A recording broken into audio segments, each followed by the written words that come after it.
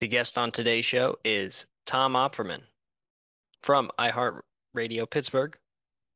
He does a couple shows on the radio station. Make sure you tune in. Go to espnpittsburgh.com, WXDX, Steelers Nation Radio to find many of the shows that he does. You can also find him on Twitter. I will link it down. Thank you for supporting the podcast. I hope you enjoy this conversation with Mr. Tom Opferman. Welcome into the experience that is called the Zach Moore podcast. For our audio listeners out there, I am just beyond starstruck to have a guest with me with the likes of young Thomas. Thomas, thank you so Great much for to. joining the show. Oh, of course, buddy. I was happy when you asked me to jump on this thing. I've been watching from afar for a while. I've been waiting for you to give me the invitation. It's long overdue. I know. Listen, I have a lot of requests of people to come on this show. It's really exploding. We're almost to monetization. I said this today, about 999 subscribers off of that goal, but we're on our way there. I wanted to bring you on today to first off, right off the bat, to do a little bit of bragging. So let me give you a little bit of a context. You brought me on here to brag in my face? About what? About my picks from the last week, because I need another person, because I don't get a lot of listeners. So you're just going to flex on me how great you are at football picks. I got it. I love it. No, this is great. You're learning fast. This is what you do.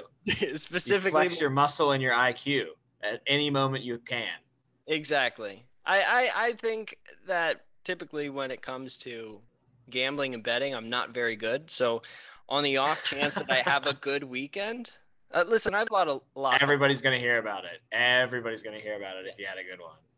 I've lost a lot of money from specifically college football in my college days when I didn't even have the money to be betting. I didn't have the money in my account, and I would still throw it up there. That's why you broke your legs a couple times, right? Yes. The Sharks were coming around looking to collect. The Sharks came around looking for me. A pound of flesh was all you could donate at the time. That was all I could give. I've gotten some really bad ones, and it was all because I would only bet Penn State. I'd only bet like a spread in the Penn State. Zach, that's your first problem there. You can't bet with your heart, my man. I know. You can't put your heart into the betting world. I stay away from any Pitt game, any game, Pirates, Steelers, Penguins. I'm out of that game. Unless it's a lock, and then I'm taking them. But other than that, you can't bet with your heart. Well, I would say, and this is something I talked about last week, a lock would be the Jets at plus 3.5. Did you take the Jets at plus 3.5? I took the Jets, and let's just get right into it, Mr. Tom. Let's go into some of these picks. This is my Twitter account, Week 4 picks. Week 3, I think I went 4 of 15 in the games. Really bad weekend. There was a lot of upsets, like the Kansas City game. I said I wouldn't be surprised if the Colts cover, but I don't think that they will, because at that point they had lost like 3 straight games. They were just Frank Wright had to do something to win a game. So that was one of the ones that I got wrong. But last week, some of the weird ones that I could have had like an almost perfect week. If the Packers is one that I definitely wish I could have taken back. I don't know why I took the Packers there. Well, especially because, Brian Hoyer's in for the Patriots. You think that's a lock on top of that. And then Bailey Zappi, like a minute into the game, has to go in for Brian Hoyer. So they're down to the third string quarterback. Yeah. So you're starting to count your money already. Exactly. I saw him go. Belichick, man, he just keeps it close somehow. He's a mad scientist. Yeah, and they really didn't seem to get anything going. They would try and run and get a couple of yards. Rodgers would throw. It was until later in the game when he was able to kind of exploit the defense and get like huge chunk yardage plays. But up until that point, they looked like one of the worst offenses. They look like the Steelers out there. No disrespect. Rodgers is in a weird spot this year. He's never been in this spot or hasn't been in this spot for a long time, where he just is going out there with a bunch of just average Joes. There's not that much star power outside of the running back room. I think they've got a really strong running back room with Aaron Jones and A.J. Dillon. That's a great two-headed monster. But he doesn't have his Devontae Adams anymore. No. Yeah, he's got guys like Alan Lazard and Randall Cobb that he can trust a little bit. But I think this Packers offense is going to take a little bit to start clicking in the way you're used to a Packers offense. So Yeah. not surprised that they're winning a lot with defense, and then with Rodgers just willing them over that finish line.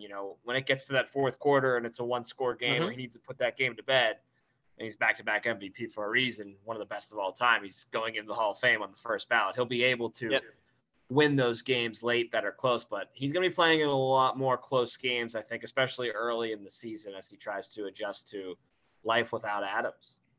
Yeah, and like you said, they do have a great running game, and that helps with their time of possession. Like they're not going to be one of those teams where with Devontae Adams, they could just put 3 receivers out there. We're going to Devontae Adams. Yeah, we have Aaron Jones and AJ Dillon in the backfield, but we can still throw to Devontae Adams. There's not really too much you can do. I've seen him trying to work in that rookie a lot, and he's had a couple solid plays, but coming out of college, I didn't really know too much about him. I'm not a college scout or anything like that, but seeing him as that guy being potentially his 1A receiver, because there's no real one on this team. It was kind of an interesting point that I really saw there, and I don't know what to think of the Packers. Their defense might be I thought them and the Bucks had the 2 best defenses. Don't worry about the Packers. They're going to be just fine. They might not help you out covering all these spreads here if you're betting on the games, but if you're a Packers fan or you're just wondering where they're going to be when, everything's settled after week 18, they're going to be right in the mix. They probably win their division. At the worst, they'll be a wild card. They're a Super Bowl contender for sure. It's just a different style of team. They're going to run the ball. Like you said, they're going to possess the ball a lot. Rodgers is smarter than anybody else on the field, and they're going to win with defense. Yeah, and I think that's really there. And you know what, Zach? You know what? The winning with the offense, it's coming up short way too often for them. So maybe it's a good thing to switch things up a little bit. Exactly. I completely agree. And talking about, I mean, you say win the division. I think the Detroit Lions, if they can somehow get one 3 and out on defense, if they could just get one of those a game, they could be one of the greatest offenses of all time. They're on pace to be that. In fact, right now, they are on pace to be the greatest offense of all time, as well as the worst defense of all time. So it's an incredible mixture. They've scored the most points of any team through 4 games in NFL history, and they've allowed more points than any team in 4 games in NFL history. They're just a year away. Really great offensively. They got to figure things out on defense, and they got to figure out how to hold leads and win. They should have beat the Vikings in week 3. Minnesota and Kirk Cousins comes back in that game.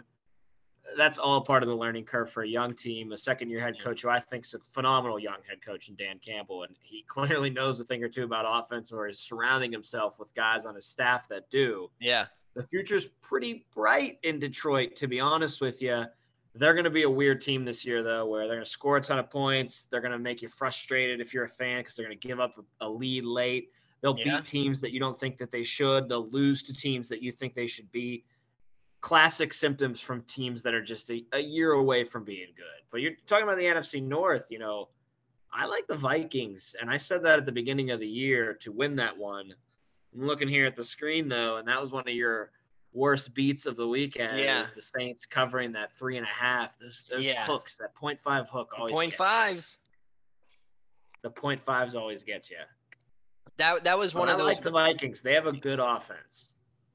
Yeah, Justin Jefferson. You just need Dalvin Cook to stay healthy. You don't need Dalvin Cook now that you have Jefferson, you don't need Dalvin Cook to give you 30, 25 carries a game. You can kind of conserve him, use him on first, second downs. You don't need him as a third down back where he's catching the ball in the backfield like a Christian McCaffrey where he's doing everything for you. You have Justin Jefferson. No, and I don't think that's really his style either. Yeah, not at all. And you have Alexander Madison, so you have a good number 2 back as well. It's really a well-rounded team. They just have this funk about them where they're the Vikings and they're always losing in the 4th, and Kirk Cousins stinks, but then he's great all of a sudden. Or if it's prime time, he can't do anything right. It's just a weird vibe around that team that every year, even the years when they're good, and this is one of those years, I think they're going to make the playoffs. They're just going to do it in such a weird way where they're going to be 11-6, and you're going to be like, are they that good? They could easily be 6-11. Yeah. Yeah, they're kind of a team that'll win a couple of 5 seconds left and they hit a field goal to win it. And you're like, oh, all right. All right. It's not good for the gambling, but I do like them. I think their defense Yeah, definitely stay can. away from the Vikings gambling wise. Yeah, I don't know how to it's make rough. heads or tails of that team as far as the spread being involved. Yeah, and I think they're another team where, and I wanted to say this about the Lions. They're kind of in a weird spot where they have a veteran quarterback. He's middle of the road, but he's good enough. I mean, Jared Goff has gone to the Super Bowl. Okay. Now I'm not saying If that he you will. surround him with the right people, right system, scheme, he's good enough to get you there. Is he Yeah. good enough to not score a single touchdown against the New England Patriots and lose the Super Bowl 10-3? Yeah. I don't know about that. So I think Detroit can definitely make some noise over the next couple of years with him and make the playoffs. The problem is, I think he's the guy just simply because I think they're good enough now to scratch their way to 6, 7 wins on the season Yeah. and draft in the middle of the draft. And you're probably not going to get that next franchise quarterback.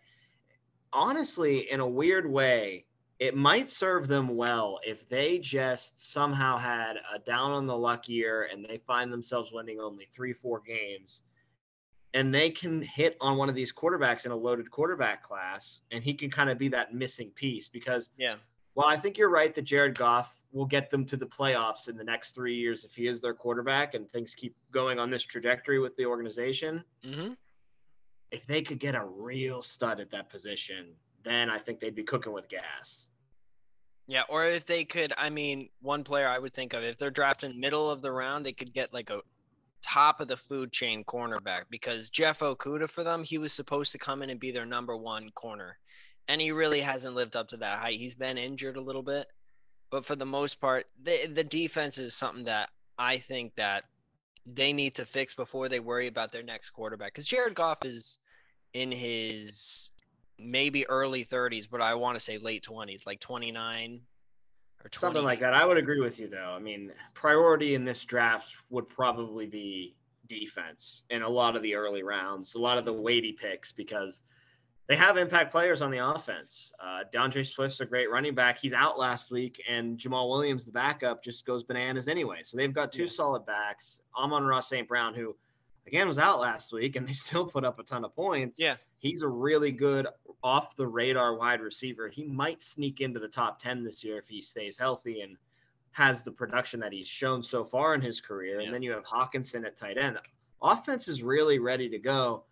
One of the most underrated offensive lines, too, as well as quality of player on it. And Yeah. that's how the ball's up and running and ready to be a playoff team. You're right. They need to invest in the defense heavily because that's a problem right now. And all those players that you spoke about on offense, minus Jared Goff, all drafted there. So they've made good decisions in the draft, and it's paid off well. I mean, Amon-Ra St. Brown, I think he came from USC, if I'm not He mistaken. did a lot. There was about 14 receivers taken in front of him, and he says he uses that as a grudge, and that he says he never forgets the names of the guys taken in front of him in the class. So they were able to find a little bit of a diamond in the rough there for sure. Yeah, I don't know if you've seen it, but there's like a bunch of videos of him training with his dad, and his dad screaming at him to tricep push down like 80 pounds or something crazy like that. So he's a dog. No, he's a specimen. Yeah, he's going to be a really good player for a long time. Looking at some of your other picks here, you nailed it on the Seahawks over those lines that we're talking. Those Jets Yeah. plus 3.5. You know, you were sweating when Kenny came in, weren't you? Admit it. When the Savior came in, you were a little worried. So a little backstory is I'm driving home after working the pregame show that day. And as I'm driving home, I'm listening to the radio station, WDVE 102.5. And as I heard him coming out of halftime, I was like, dude, this is like the most surefire bet. I thought that the Jets at that point could win by a touchdown or so. Because I was like, Kenny in the second half, he's not going to figure anything out. And then as I get home, I sit on the couch. I'm trying to connect the NFL app to my TV so I could watch it. And I get the notification. I think it was Ian Rappaport. And it said, Kenny Pickett is in the game. And I'm like, oh no. I'm like, either this is going to go really bad for the Steelers and Kenny's gonna provide this, like Coach Tomlin said, a spark, and they're just gonna go off. Kenny's gonna throw for 200 yards in the second half. He's gonna pull them out to a win. Maybe they win like 21-17 or a really close game like that. But he was, as soon as I turned on the TV and I saw those first couple of throws, I was like, I don't know what to feel. I don't know. It feels like they modified the playbook so that maybe Kenny Pickett instead of Mitchell Trubisky could audible at the line of scrimmage and get some long passing plays in there. Yeah, I mean, I find that so hard to believe. I mean, you're almost setting Mitch Trubisky up for failure then Yeah. if that's the tact you're going to take. I think Mitch just might have been a little too tentative as far as everything, pushing the ball Yeah. downfield, throwing into tight windows, deciding when to tuck it and run, and audibling at the line of scrimmage. I know he admitted to the media, Mitch, that you're not allowed to audible in Matt Canada's offense. I know Ben confirmed that on his podcast. So, I mean, there's a lot of smoke to that fire. And it seems like Kenny gets in there and he's, I don't want to say Peyton Manning, Omaha and check Yeah. 6'8", razor blue 825, you know what I mean? But A lot it of seemed like he talk. was doing a little something. But I like that, and I understand that you can get hung up on a little bit, and it's a fair thing to ponder Yeah. and wonder why was Mitch not doing this, but Kenny all of a sudden gets in there and he's, calling a bunch of different things out. Yeah. Absolutely. Looking forward, though, you have to have a quarterback that does that in this league, especially. You have to be able to trust your quarterback to do that. So I don't know why Mitch didn't do it, what the reasoning was behind it, but I hope moving forward we see Kenny having that freedom like it appeared that he did against the Jets, because I just think that's, if you're going to play quarterback in this level, you have to be able to get to the line of scrimmage, see things the defense is presenting to you and say, this play's not going to work, but I think if I send Pickens on this route, it is going to work. Yeah. So Yeah. I'm happy that you saw that from him. And man, he did provide that spark, like Tomlin said, Mm-hmm. and he just seemed to ooze the confidence that you want him to. And I know he made some mistakes.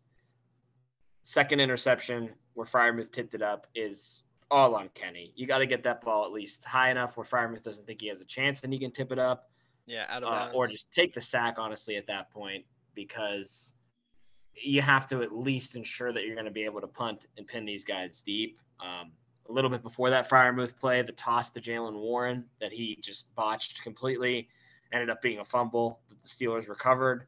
So he wasn't perfect at all, Yeah. but you saw the swagger, you saw the moxie.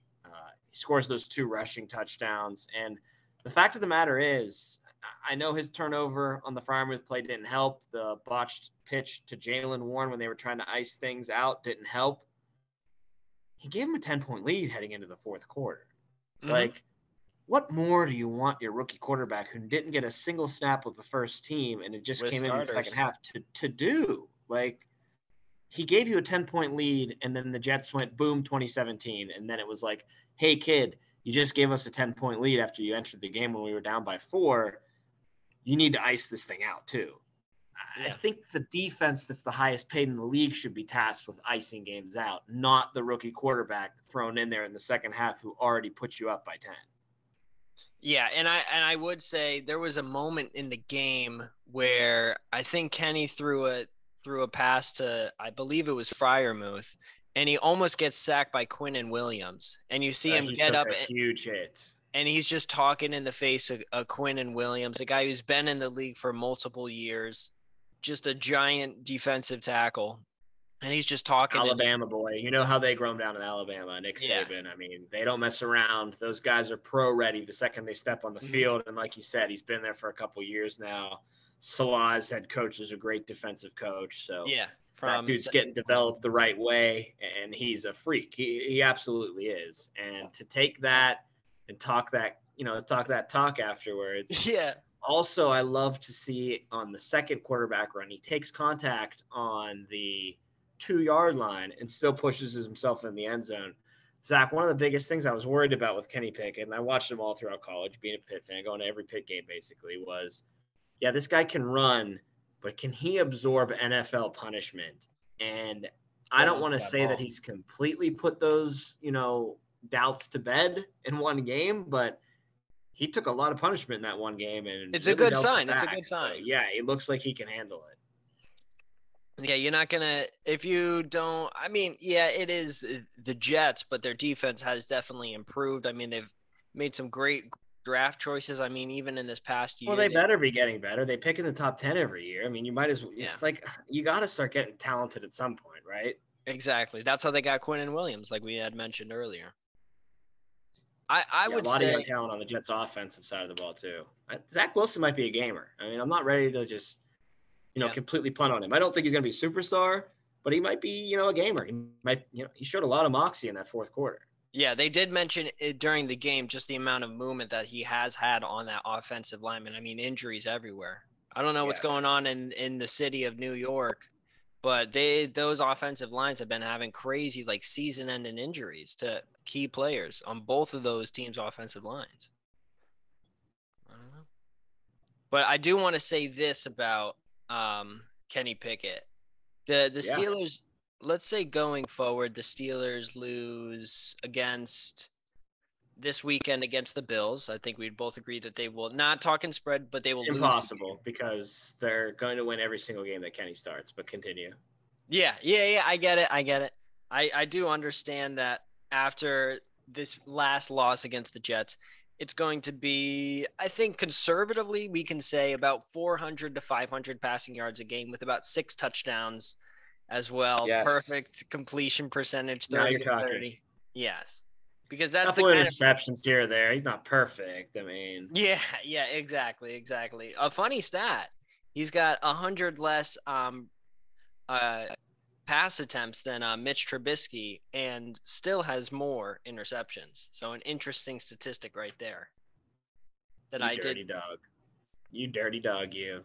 You know that third interception doesn't count, though, because, I mean, Hail Mary, who cares? Yeah, no, it was inconsequential to the game. You're scratching off a lottery ticket at that point. Yeah, I mean, going back at the season, I would be fine if he ends with say like 11 interceptions and I just take off one and he sits at Oh, 10. he's going to throw interceptions. That's the thing that Pittsburgh needs to realize right now. Like, this ain't about wins or losses anymore.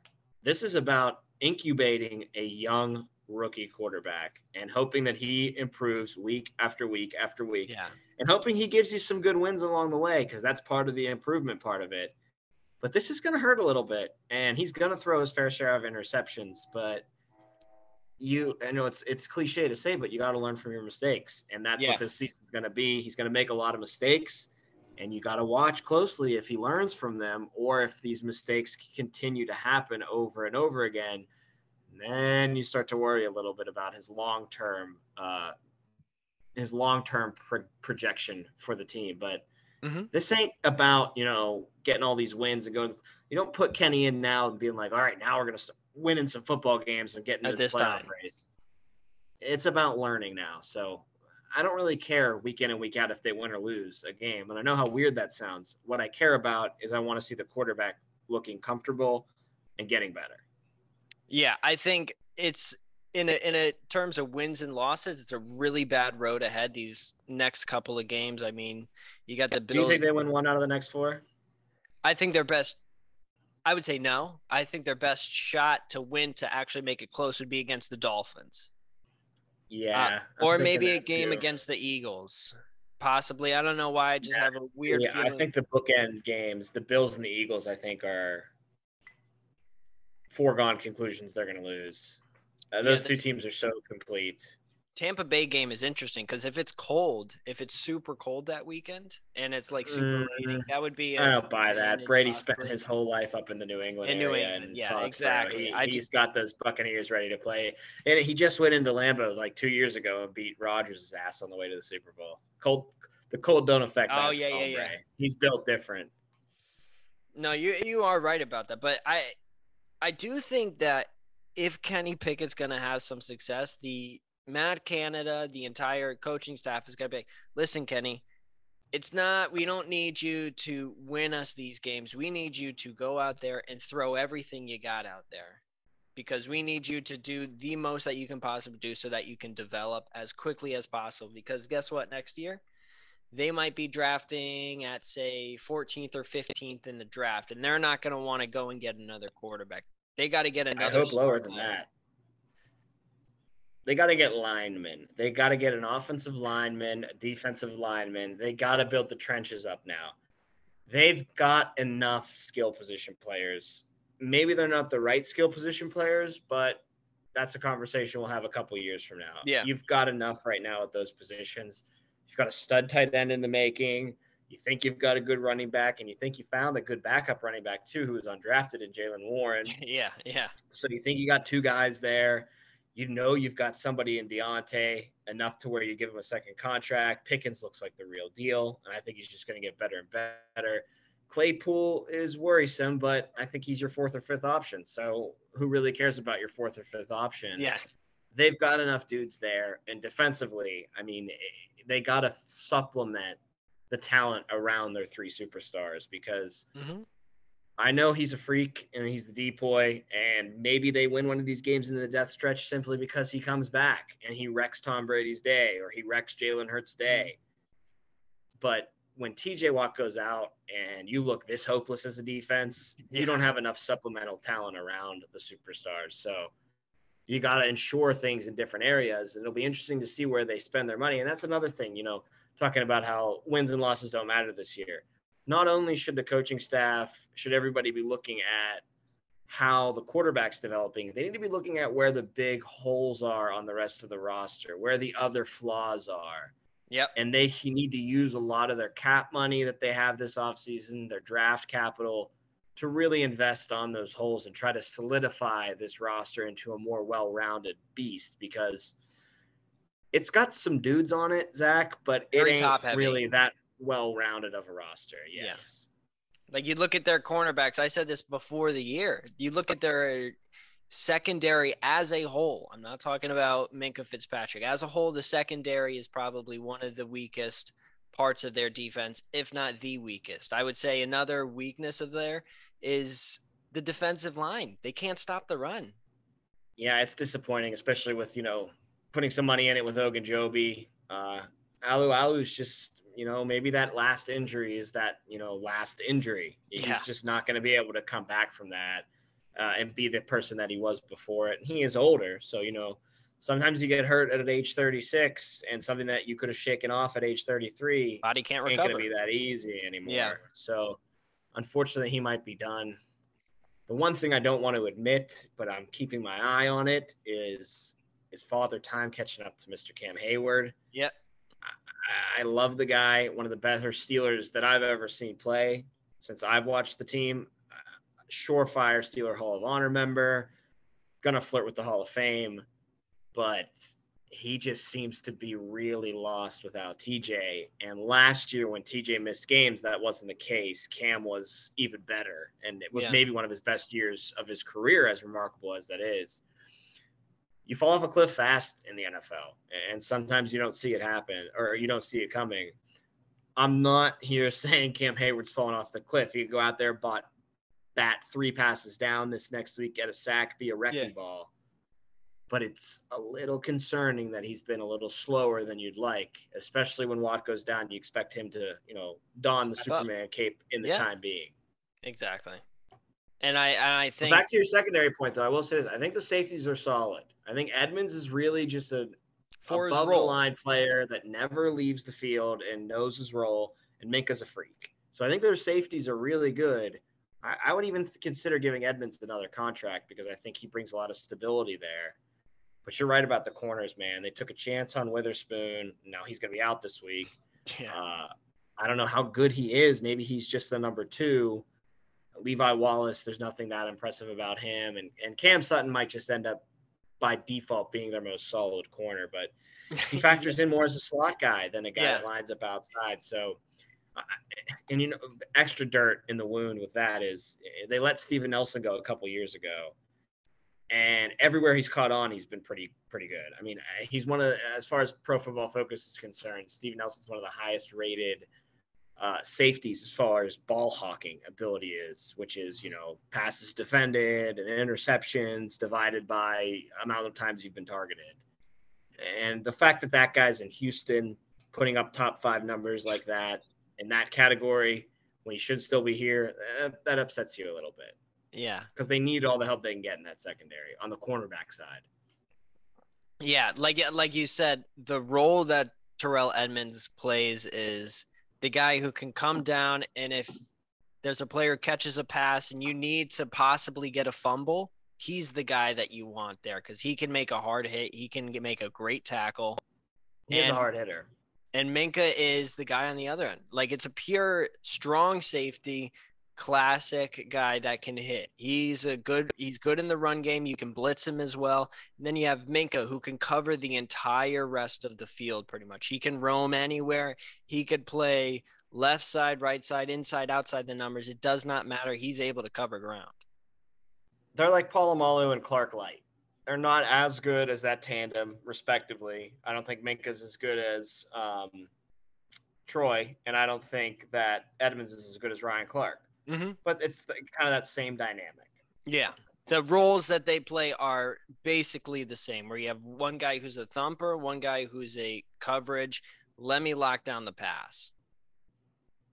And I do think one of the things that was an issue for them last year was that the safeties had to play so much into the tackling game and trying so hard to get after the opposing team, who would be able to, whether it was through a pass or through a run, get to that third level and get up against those safeties. Yeah, I mean, Minka was tied for the lead in tackles last week. He led the team in tackles last year. You don't want to see that. Absolutely not. You definitely don't want to see that from your safety. But I want to kind of go macro here for a second. Let's say, all right, we're looking at week 10 of the Pittsburgh Steelers season. Kenny Pickett has played there. There's no new injuries. TJ Watt is back. They're at week 10. Let's say they're sitting at 4-6. Do you think that there's any possibility, or say a game above or a game below right there? Do you say that there is any possibility that they, one, make it to the playoffs, and then two, if they don't make the playoffs, do they go heavy in the offseason and make major trades and go heavy in free agency? Well, they're not going to make any trades. I think they might go a little bit heavier in free agency than usual, but that's not really their MO. They're not a team that makes a big splash in the free agency market. So you're hypothetical, you're saying around week 10, which would be their first game after the bye. Yep. You're saying they'll be about, well, they could be 4-6 because they have a bye. So it'd be like 3-6 or something like that. Okay. I don't know. So that would mean what? That they're 1-3 right now. Or 4-5 or something like that. I mean, if they can weather the storm to be like a game under 500 by the time the second half of the season starts, then yeah, because I think the second half of the schedule opens up wonderfully. But that's a very nice fantasy that you've just spun. They're probably going to be around 1-7, 1-8, maybe after that Saints game, maybe 2-6 if you're lucky and you can steal one from the death stretch. But I do think you're going to see a lot of progress in the second half of the season, and you'll see them beat the Saints, or you'll see them beat the Panthers on the road, or the Falcons on the road, the Colts on the road. Kenny might stack up a couple road wins against some lesser teams, and then who knows? Maybe his confidence is building every week that you steal a game against the Ravens, and your fans can rally around that. Rivalry. It's going to be about individual moments now that you can take and have them warm your heart, because they ain't making the playoffs. If they somehow got to a point where they're 2 games under 500, or, like 4-5 or 5-6, like you were saying, and that second half of the schedule opens up, then sure, they could maybe go on a run and sneak in the back door. Yeah. But I don't see that happening at all. I see 4 straight losses, hopefully some progress. Maybe 1 or 2 of those games are really close, and, play goes here, play goes there. You win that game. Yep. Go into the bye week, reevaluate some things. You beat the Saints for Kenny's first win right out of the bye at home. He's got 2 weeks to prepare for an opponent. He's gone through the juggernauts of the league. So he's definitely going to have his feet firmly planted on the ground by that point. And then you just hope that he can stack a couple wins against some lesser teams, like I said, as the season goes on. And it's, again, wins and losses don't matter. All about progression, all about his development.